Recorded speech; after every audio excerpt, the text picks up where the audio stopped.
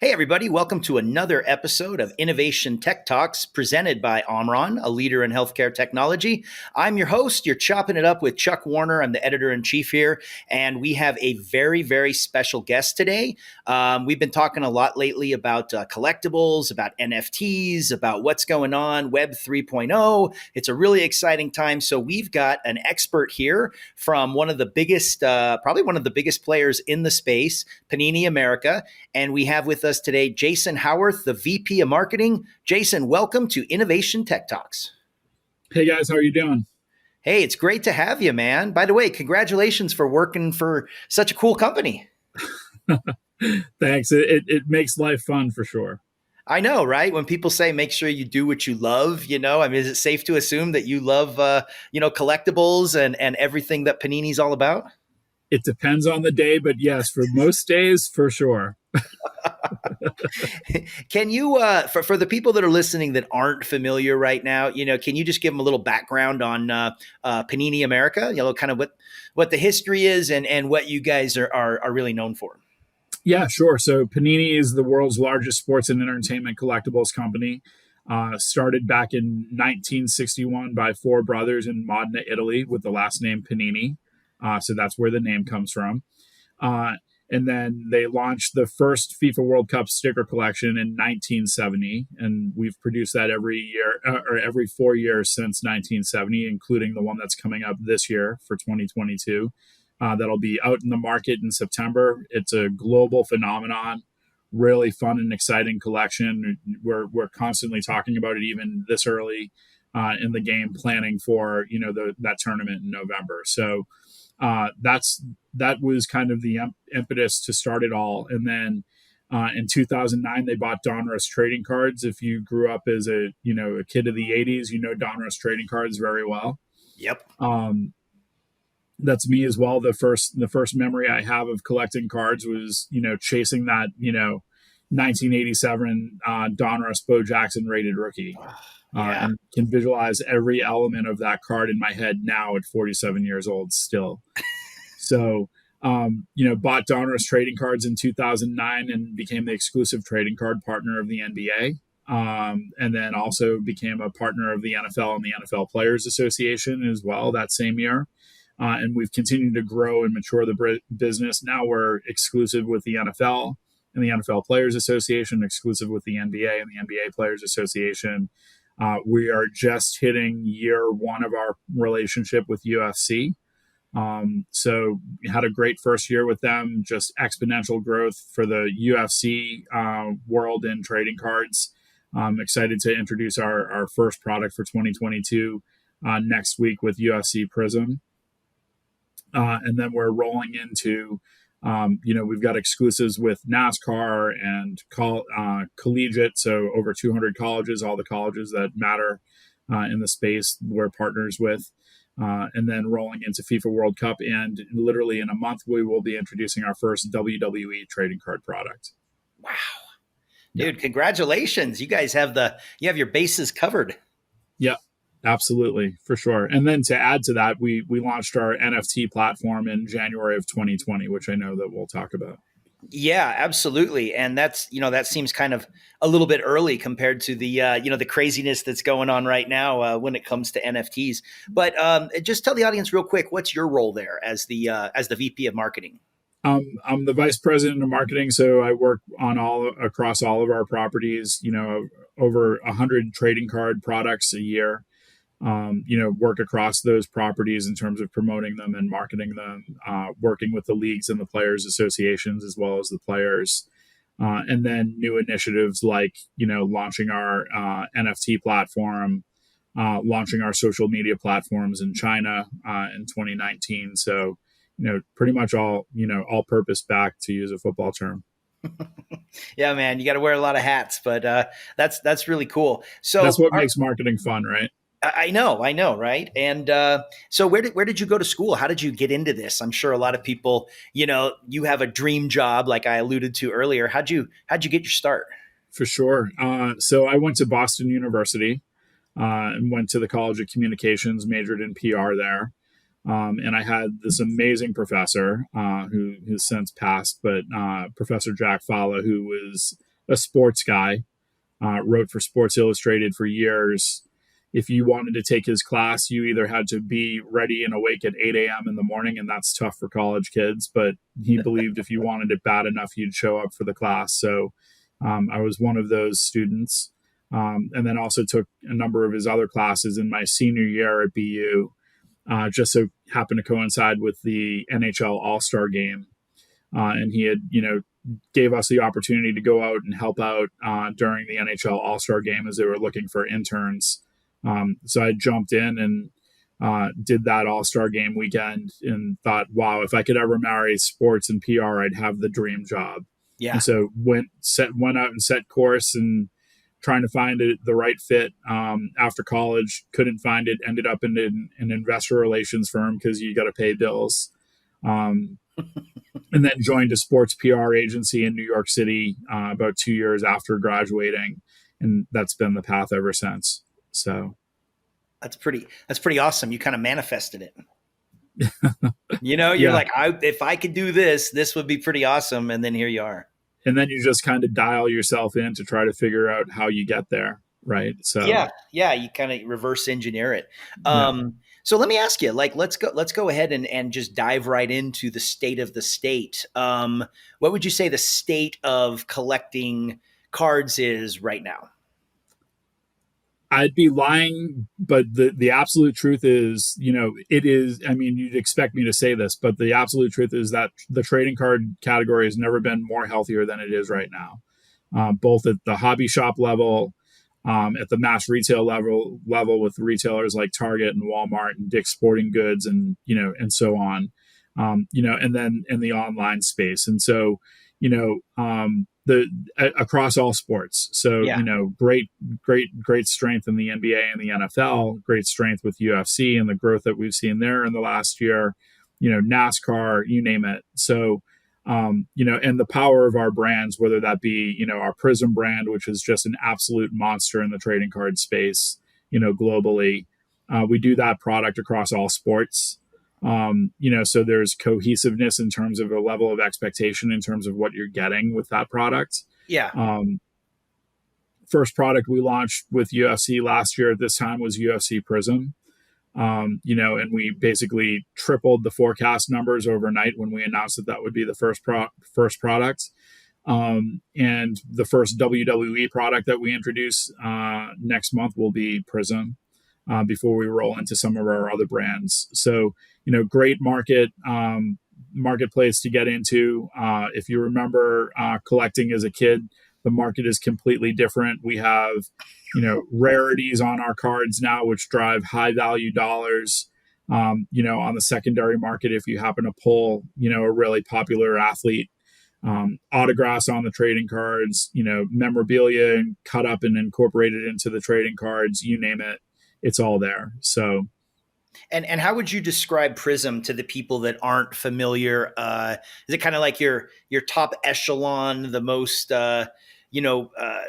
desired cards because of the? It's interesting. So the genesis of Prism was really kind of to be it's on a holographic metallic foil that really kind of, when you change it and turn it in light, you get this prism, feel to it with different colorations popping out based on the lighting.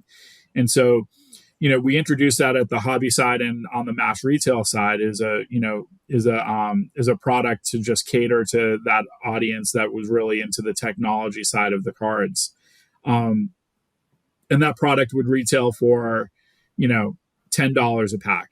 And $150 to $200 a box. Well, our UFC Prism product that's launching right now, I mean, that product at releases is $1,000 a box now. It's become so popular.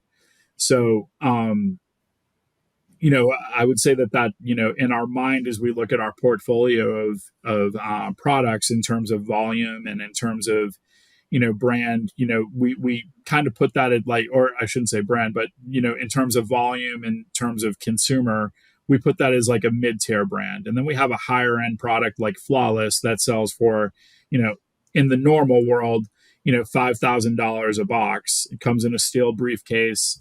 there are diamonds embedded in it, jewels embedded in it. You'll find, 24 ounces of silver in it, 14 karat gold, embedded into it, you name it. The best of the best, all numbered to, 25 or less. Almost all the cards are hand signed, so the player actually the player, whether they're a current player or or a retired guy, physically signs the card. We send the physical card, or we sit down with the player and they sign, the physical, sign it there, as opposed to, getting the autograph embedded in a sticker on the card, or, other ways of, incorporating the autograph into the trading card. Got it. So, okay. So let me ask you this, because I I collected as a kid. Yep. Still got a shoebox with some of my, favorite cards. And every once in a while I would go and, check the values, in a Beckett or something like that. And I was utterly shocked at how a lot of those old cards that I had were not worth as much as I thought they were going to be, and I had them saved away. So, I didn't really think much about card collecting, but something happened a few years ago. Mm-hmm. And all of a sudden there was Gary V talking about cards, right? Yep. And he's been on the cover of our magazine. We've interviewed him and stuff like that, talking about things. Gary well.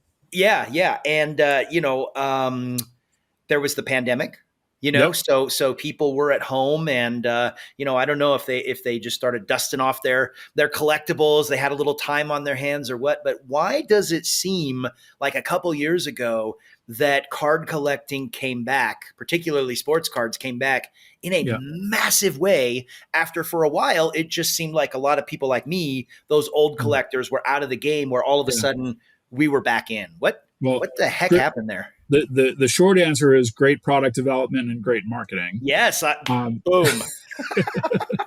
but I'll expand on that. I teed you up for that. Yeah, I know, it was perfect layup. But no, I'm a product of the same age as you are, the 80s, and we dreamt that those cards would become super valuable. We all thought that they would, but the challenge was, the problem is that there wasn't enough scarcity in the marketplace.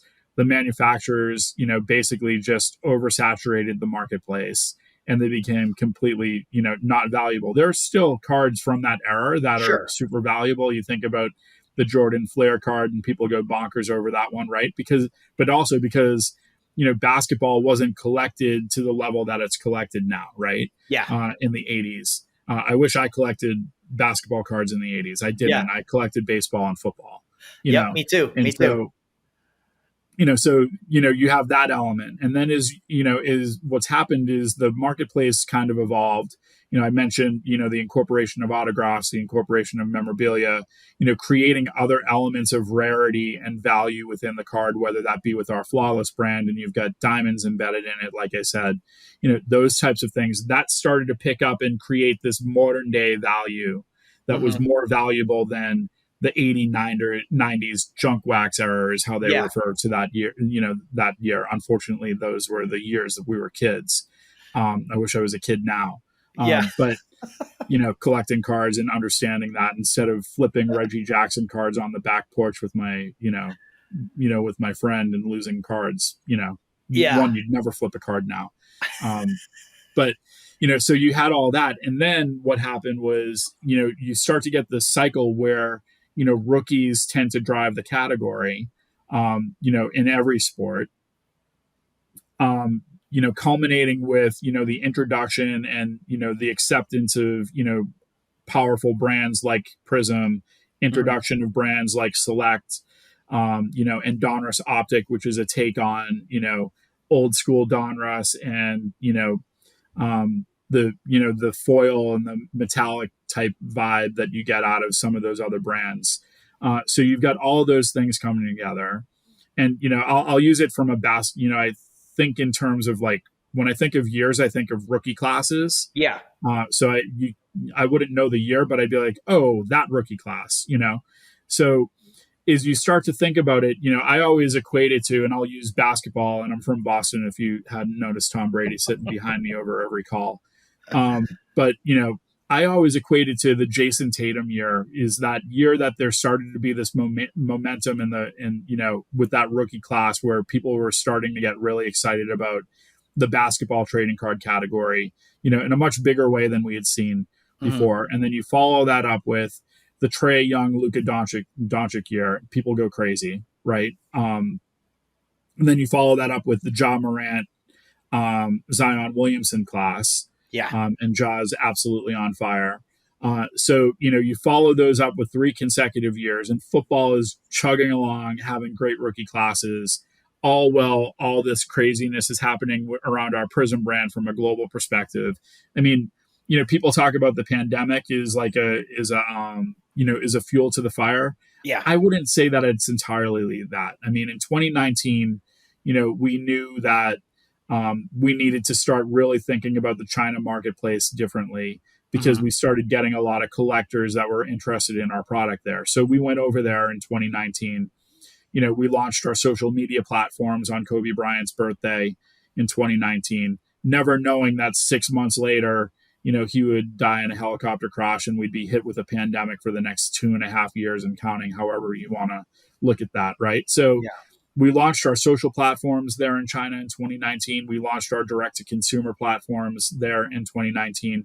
And we're always pushing that. Panini's always been pushing the evolution of the marketplace, and we've always subscribed to the theory of, let collectors collect how they want to collect, whether that be physical collections, whether that be digital collections, whether that be new opportunities. So we've always kind of looked at that, from that point of view. And, you mentioned that, January 2020 was kind of early for blockchain. We started thinking about that in 2018. Like, what's the value that blockchain could bring to, the trading card category? Another level of authenticity, another level of security, knowing where the best cards are.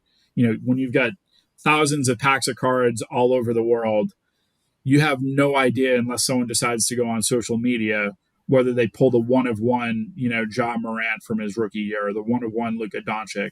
When you start bringing in levels of, blockchain into the category and into the space, and we're not there yet entirely. But when you start bringing that in there, you can start to track the value of those cards and who has those cards and how to go about, potentially acquiring those cards, long term. So, that's how we started to look at the blockchain platform in January of 2020. But all of those things created this snowball effect.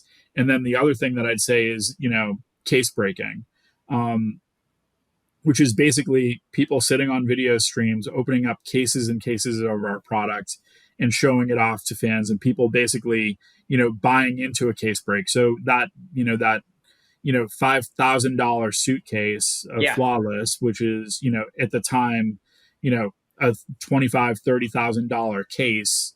My wife would kill me if I bought a $30,000 case of anything, let alone trading cards.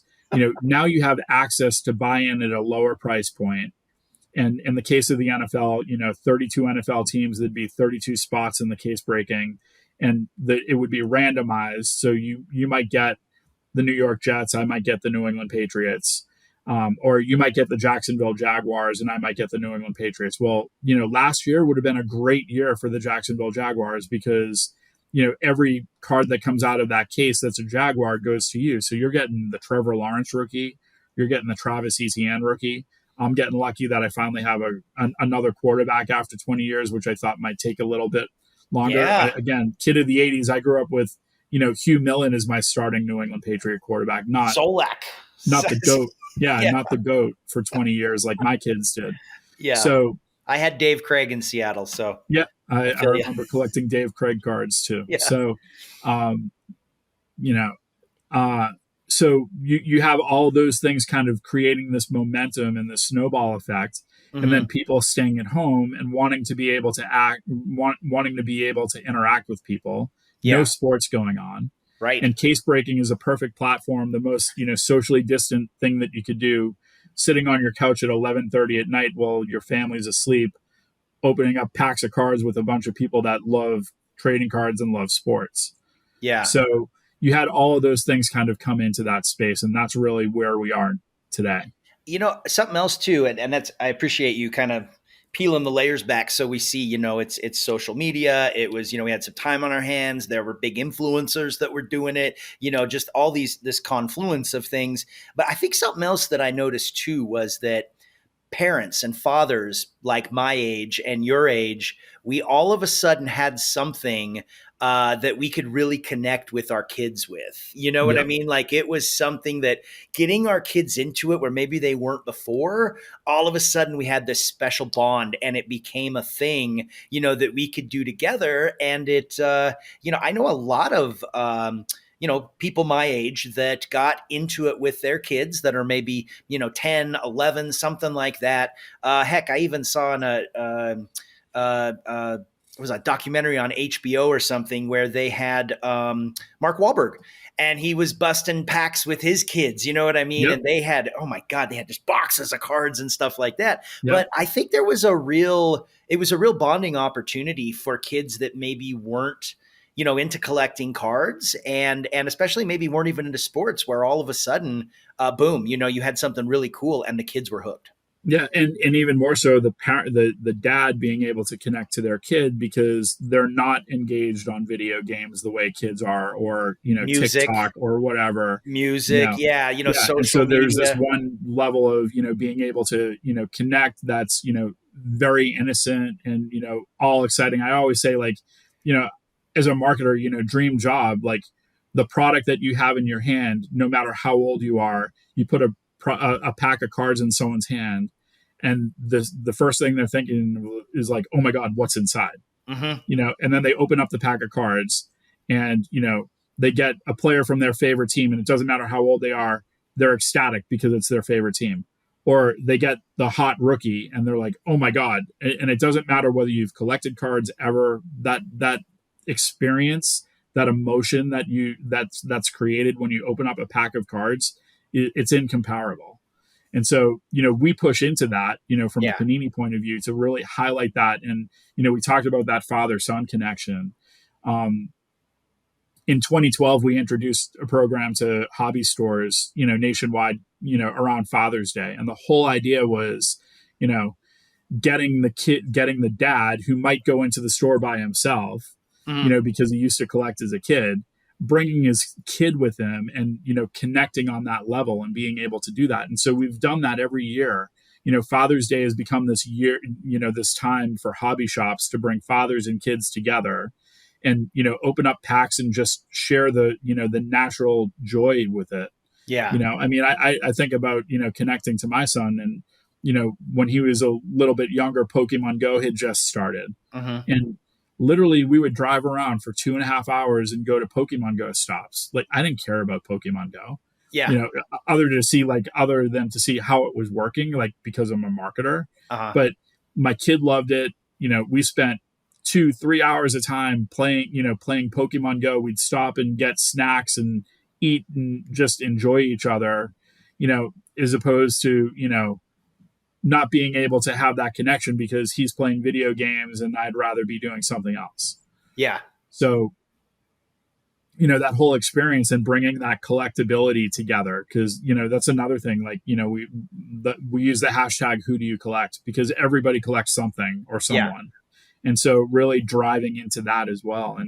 And so that's been, it's been really fun to see the evolution of the space. I joined Panini in 2010. They came into the U.S. marketplace in the spring of 2009. I was actually on the agency side at that point, and Panini was my client. Yeah. So I've seen it from the very beginning where people, didn't oh, they still make trading cards. Meanwhile, now they've got people sleeping outside of Targets, because they want to get trading cards. So, to see that, just that, in that distance of time has been really cool to see. Yeah. And I got one more question before we got to take a quick break, and then we're going to come back and we're going to talk about the state of the state and NFTs. But, okay. That's a thing where I got interested in these and I started, getting curious about this, getting back into the hobby, and I couldn't find the damn cards. And it was like, it was like trying to find toilet paper during the pandemic, right? They were rationing, and Target, you come there and there was like a waiting list, and, Yeah. it was the weirdest experience ever. Target stopped selling them for a while. Like they just said, Yeah, we're not even true. going to deal with this anymore. Yeah. Can you just kind of allude to what was going on the retail Yeah, side? I mean, We couldn't find them. you're not exaggerating when you said it was as hard to get as toilet paper. I mean, it Yeah, literally was. They had a list. Someone had sent a photo of, like, you can only get 2 rolls of toilet paper and 1 box of trading cards, and 1 hand sanitizer and all this other stuff. I for literally real. took a picture of it and sent it to my mom, and I was like, "This is what this." When you say you don't understand what's happening with trading cards, here. You know Yeah. how you don't have toilet paper right now? You're desperate for it. Well, same thing's happening in the trading card space. And then boom, everyone understands it. Wow. But yeah, it was absolutely insane. And I use the, analogy. You mentioned Target, taking it off the shelves. And, that was certainly challenging on a number of fronts. And we had to balance through that. And I think we've all learned from that. But, Target is used to, having, a singular 1-day Black Friday event, Yeah. right? Or the launch of a PS2 or an Xbox, right? 1 day, boom, it's gone, it's done, right? Then it's done. Well, every single week, new products are coming and hitting the shelves. They're getting Black Friday every week. Yeah. They're not built. Their teams aren't built for that. They're built for, like, okay, we can do this for 1 day where it's all hands on deck. Yeah. As opposed to it happening once every single week, for the entire year. And then when that product releases, as consumers start to figure out, like, okay, product hits the shelves on this day, so this is when I'm going to go, then you get this pent up demand where people are lining up because they know when the product's going to be on the shelf.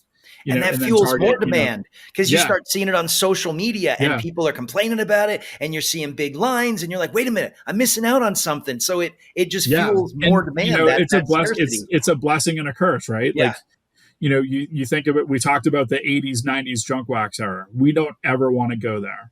No. And so we've purposely been very, made sure that when we build a product, there's a level of scarcity in the product, so that there's value long term for the product.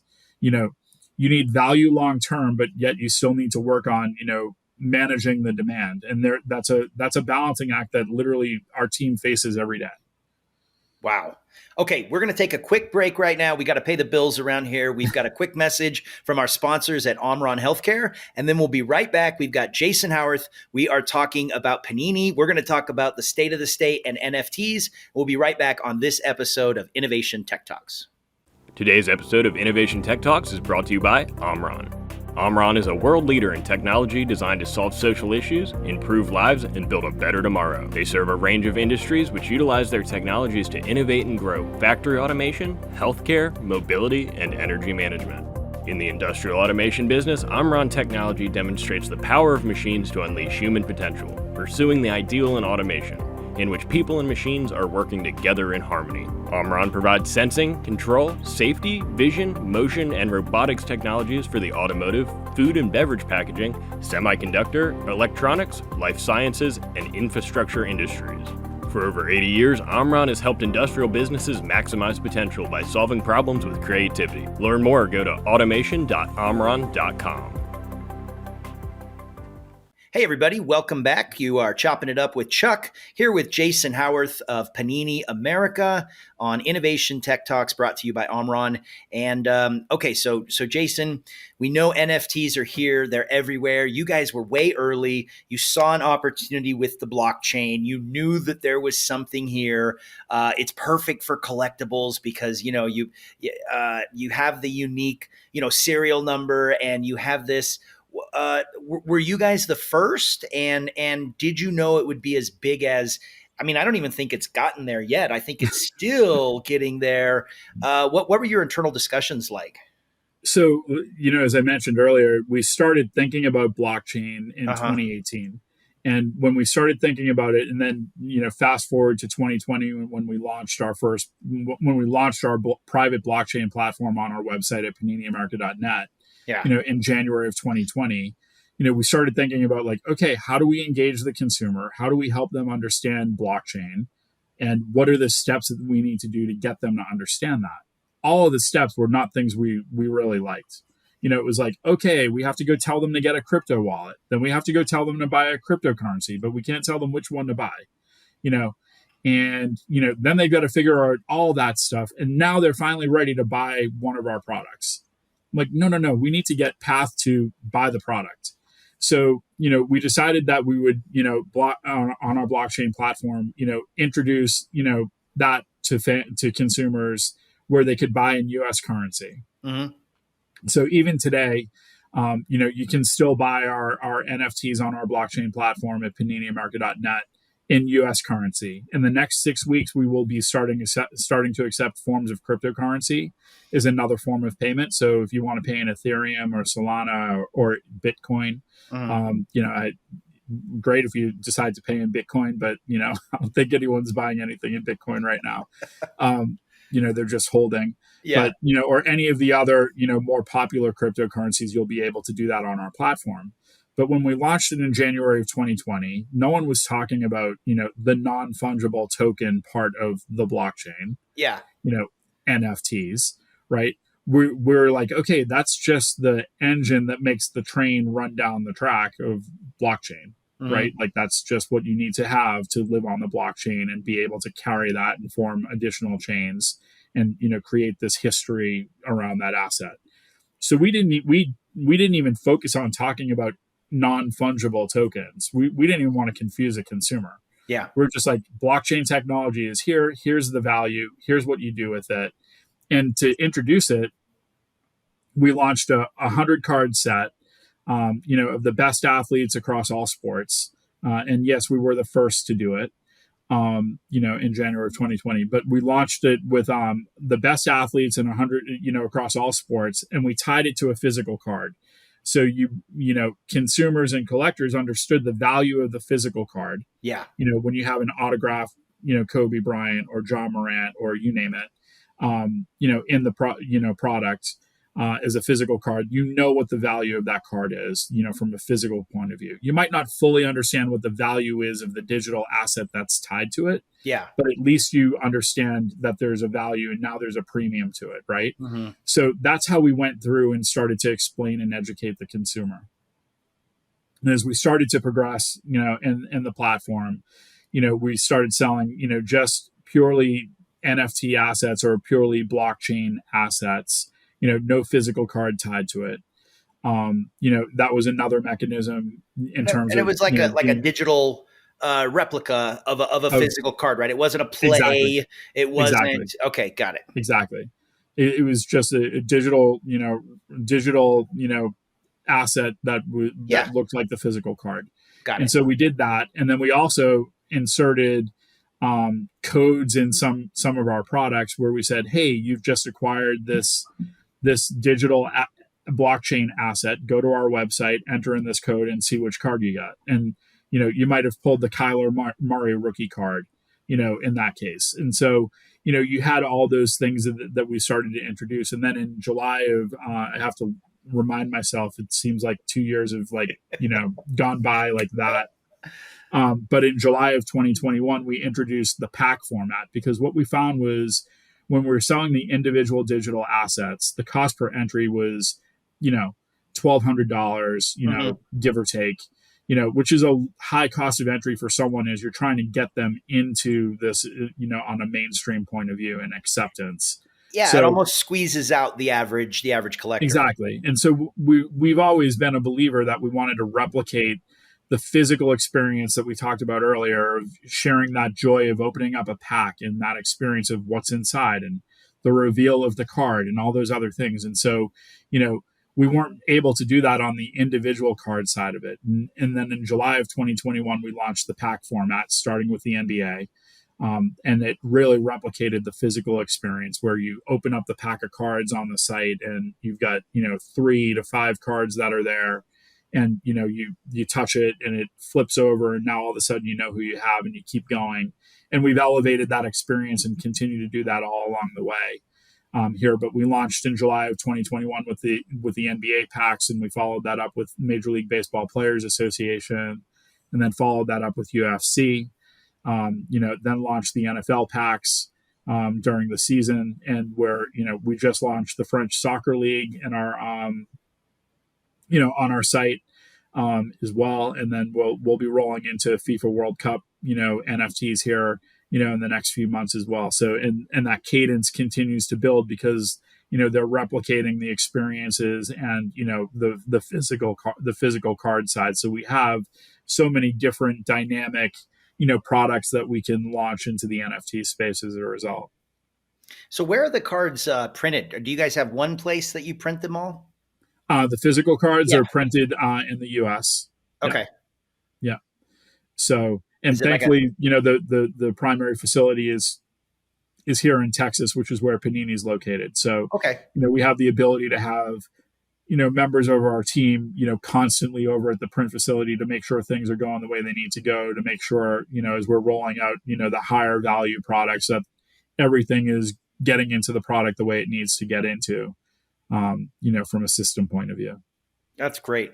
And so the landscape right now, I don't know, I think I just heard that like Topps got bought by Fanatics, and it seems like they're moving into the card space. What's kind of just a snapshot of who are the big players right now in the space of physical and digital?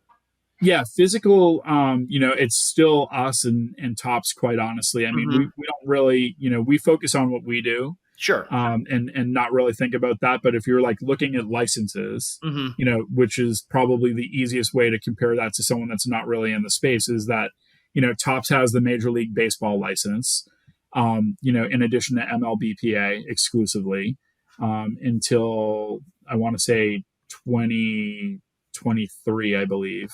And then we've got, and we've also got rights from an MLBPA point of view. So we produce baseball cards, but we don't produce them with MLB logos or marks. Got it. But we utilize the players. So then we have the exclusive on the NFL and the NFL Players Association. And that is we've got an agreement with them for, a pretty long runway from here till now, before anything else changes in the marketplace. Same thing on the NBA and the NBA Players Association side.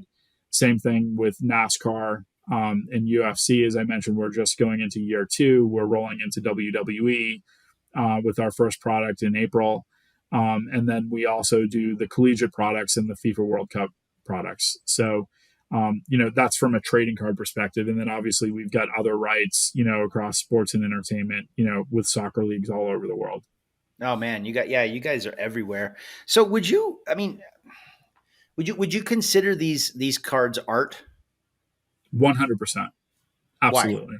Yeah. I mean, I think about the cards that we collected in the 80s, they weren't the prettiest. Very different now. And I think that's what's also driving the dynamic, right? The dynamic in the space is that, this is art. Like, we've got cards that, refractors if you didn't, you get that. And then we have this insert called Color Blast, and it's got like this kind of smoke that kind of comes out behind the player, has a whole bunch of different colors to it, super, super popular in the space. And, when we announced John Morant is an exclusive athlete as he extended his deal with us after his rookie year, also in 2021, or actually 2020 was when we launched that. But, we basically decided that we were going to take that Color Blast trading card and paint a mural on the side of a building in Memphis, Tennessee, a pizza place about 2 blocks called Slim and Husky's, about 2 blocks from the FedEx Forum. And we used a local artist there to basically bring that trading card to life on a 30-foot building. And, people walk by it, people take their pictures in front of it. Now they celebrate after every great Jaw game, there. And, you would, if you were just, a casual person who didn't, trading cards existed, like you would just think, wow, that's a beautiful piece of art. That's actually one of our trading cards. So, wow. You've got those, and you've got all these other popular inserts now that have so many different design elements to them, and then you incorporate technology like the metallic foils and how they're utilized and how they reflect in the light and all those other things. It definitely is art. We always say that, we've taken the printing process and we've made it the most complicated thing you could possibly ever do. And then, our canvas is 2.5 by 3.5 inches of cardboard. Like, literally. So. Yeah, no, I mean, it's great. And I just think I think it's really cool that there's been such a resurgence that, you're tapping in with technology, you're utilizing the blockchain. These technologies have been here for a minute and we've been trying to figure out how to utilize them. And we're just starting to see, the infancy of, where this technology is and how it can be applied. Where do you see this going, say in, 5 years or 10 years, the Jason's crystal ball, where do you see this going? Yeah. So, I mean, like from an NFT point of view, I think we are just scratching the surface. And I think there's a lot of stuff out there in the marketplace. Mm-hmm. And so, everyone automatically thinks they hear like the big story numbers on NFTs, and not everything is built that way. And I think there's some out there that people are seeing. Some out there, if you look at like these apes and these crypto punks that are going for, it's a status symbol, and some of them are going for sure. 800,000, $1 million for an NFT. So there, it's the wild west. It's crazy out there. It is. And so I think what you're going to see is there's a couple of things. So one, in the marketplace, mm-hmm. There is this, this just explosion of NFTs. Everyone on earth wants to create NFTs. You need to be, educated and try to, hedge your bet or, look into it more to figure out what's going to be the ones that are long-term and sustainable, mm-hmm. right? Because there's going to be a ton, like the .com boom that we lived through and when that bubble burst, right? There's going to be some that are just all over the place. Rest and in then it's peace, going to just, pets.com. Yeah, exactly. And so those things are and some of those things are going to disappear, and so that's what we're really focused on from a Panini perspective is building long-term sustainability in the market. And, I think we've got a number of things that go really well for us in doing that. Mm-hmm. There's already this level of acceptance of the value of trading cards in our physical product and in our brands. And so when we're bringing that into the NFT space, you've already got that knowing that there's this value and this heritage and this history as opposed to just, creating something and then hoping it, you catch lightning in a bottle, right? Like, there's some of that that's happening in the space and, and some of that will carry on. And those people that can continue to evolve and kind of grow beyond just the NFT, I think are going to be, the winners. And so those are the types of things that I think you'll see in the next 5 years. Again, that connection to us on the physical side and the and the NFT side is right there, is already ingrained in our platform and in our system. And then I think you're obviously going to see more acceptance of being able to collect that way, and then obviously being able to consume in cryptocurrency or whatever that may be. People getting more comfortable doing that is wallets become more user friendly. Yeah, frictionless. More frictionless. Right now, there's a lot of steps still, and this, that, and the other, and you need to know a bunch of phrases and this. Yeah, and, remember 30 phrases. I'm lucky I can even remember my password to get into into a laptop. Like, remember 30 phrases. Oh my God! Like, that's scary when you're thinking like the difference between me being able to access my assets and remembering 30 phrases in case I forget my password or, Apple decides to update my phone and then I'm screwed because all the passwords are gone. You got me panicking right now trying to figure out where I stashed my phrase for my wallet. Exactly. So, I think as you get more acceptance and more the wallets become more user-friendly, I think that'll help as well too. And I think, 5 years from now, almost everyone's going to have a digital wallet. I mean, we kind of do to a certain extent, right? If you use your Apple, if you use your Apple phone and your Apple iCard or whatever, right? Like, so we have some of that, but not to the level where we've got this crypto experience happening.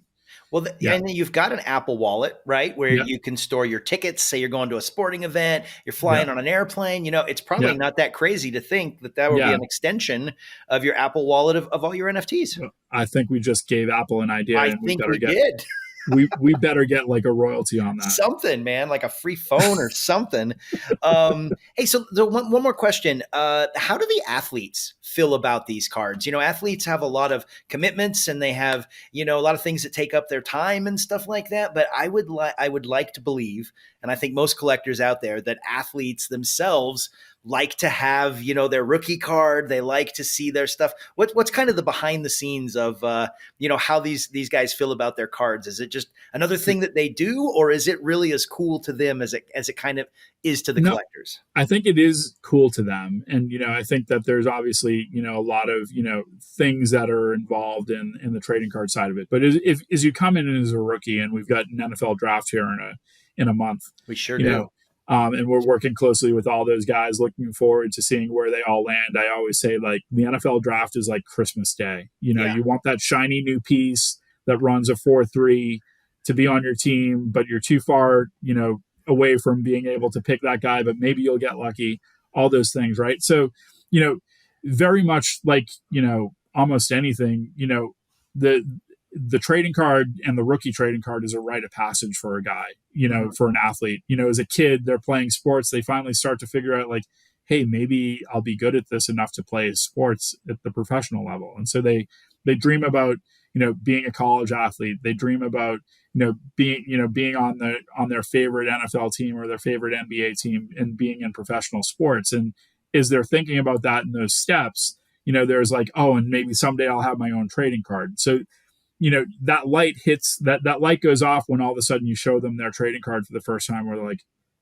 oh my God, I made it. Yeah. It's like that validation of, here I am, I hear my name called as I'm crossing the stage. I get my Panini trading card, my rookie card. And, so you get that part of it.